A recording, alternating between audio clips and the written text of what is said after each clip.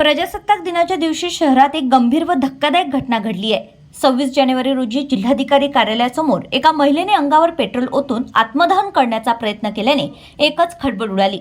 मात्र परिसरात बंदोबस्तावर असलेल्या पोलिसांनी वेळीच हस्तक्षेप केल्यामुळे मोठी दुर्घटना टळली असून संबंधित महिलेचा प्राण वाचलाय। या घटनेमुळे काही काळ जिल्हाधिकारी कार्यालय परिसरात तणावाचं वातावरण निर्माण झालं होतं।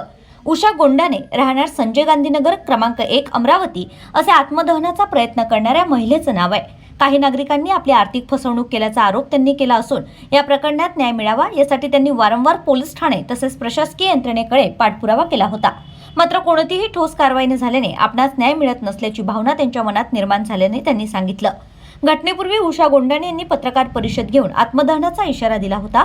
त्यानंतर त्या जिल्हाधिकारी कार्यालयाच्या मुख्य प्रवेशद्वारासमोर पेट्रोलची कॅन घेऊन पोहोचल्या आणि स्वतःला जाळून घेण्याचा त्यांनी प्रयत्न केलाय। हा प्रकार लक्षात येताच गाडगेनगर पोलीस ठाण्याच्या कर्मचाऱ्यांनी तत्काळ घटनास्थळी धाव घेत परिस्थिती नियंत्रणात आणली आहे। यावेळी गोपनीय अंमलदार अमोल पाटील, स्नेहल राऊत, पल्लवी गणेश यांच्यासह इतर पोलीस कर्मचाऱ्यांनी प्रसंगावधान राखत महिलेला रोखलं आणि मोठा अनर्थ टळलाय। संबंधित महिलेला पुढील चौकशीसाठी फ्रेजरपुरा पोलीस ठाण्याच्या ताब्यात देण्यात आलाय।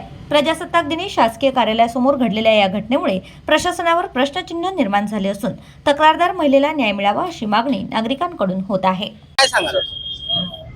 माझी फसवणूक झालेली आहे। 4,65,000 फसवणारे माझा पैसा धुणं भांडे केलेला आहे। फसवणारे अमर कॉलनीतले अमर गजानन ठाकूर, माया अमर ठाकूर, छाया बंटी ठाकूर, बंटी गजानन ठाकूर या लोकांनी माझे धुणं भांड्याचे कष्टाचे पैसे 4,65,000 रुपये हडपलेले आहेत। ते परत मागत असताना देत नाही आहे। 2023 ला मी फैजलपुरा पोलीस स्टेशनला कंप्लेंट केलेली आहे। प्रतिनिधी सागर डोंगरे, अमरावती।